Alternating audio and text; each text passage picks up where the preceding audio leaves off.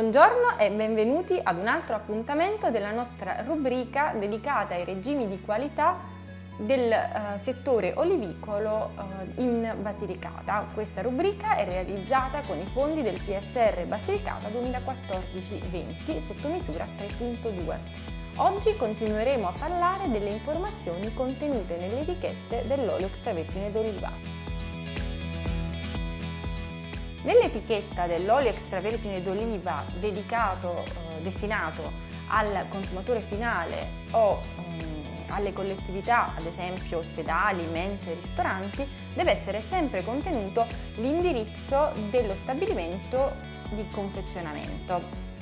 Ora però, nel caso di olio extravergine d'oliva destinato al privato ma messo in commercio in una fase precedente a quella di vendita effettiva al consumatore finale, oppure nel caso di olio destinato alle collettività ma per la preparazione di piatti, è possibile che le indicazioni relative allo stabilimento di confezionamento siano contenute nei documenti commerciali, però questi devono sempre accompagnare l'olio a cui si riferiscono.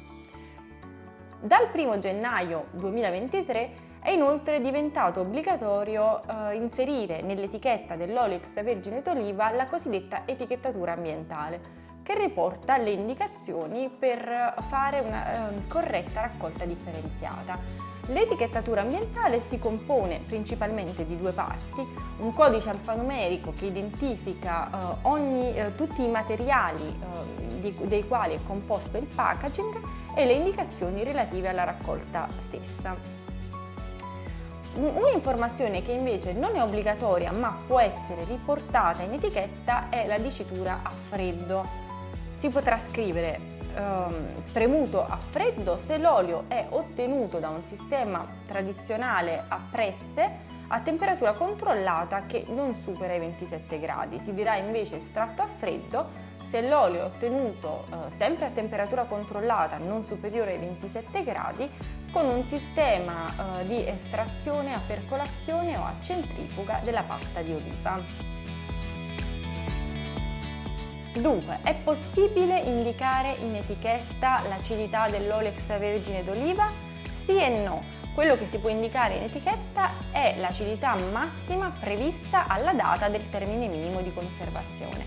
Nel caso in cui si decida di indicare l'acidità massima prevista dal produttore, questa deve essere affiancata obbligatoriamente da altre informazioni, e cioè il tenore in cere, l'indice di perossidi e l'assorbimento nell'ultravioletto. Queste informazioni aggiuntive devono essere contenute nello stesso campo visivo e nelle stesse dimensioni dell'acidità. È possibile indicare in etichetta le cultivar, quindi la varietà di olivo da cui si è ottenuto l'olio? Sì, purché si abbia tutta la documentazione necessaria per dimostrarlo. Nel caso di oli ottenuti da più di una varietà di olivo, queste possono essere indicate in etichetta da quella più presente a quella meno presente. È possibile indicare in etichetta le caratteristiche organolettiche sensoriali dell'olio extravergine d'oliva? Sì, purché su quello specifico lotto di olio siano state effettuate le analisi organolettiche ad opera di un panel test accreditato. Infine, parliamo di un simbolo che potreste aver notato accanto alla quantità nominale, il marchio della Comunità Economica Europea, quella piccola E. Non è obbligatorio, ma quando è presente significa che la quantità nominale è stata posta in conformità alle leggi dell'Unione Europea. Può essere presente soltanto nelle etichette di oli che hanno un peso minimo che va dai 5 grammi o 5 millilitri ad un massimo di 10 kg o 10 litri. Grazie per averci seguito, alla prossima puntata!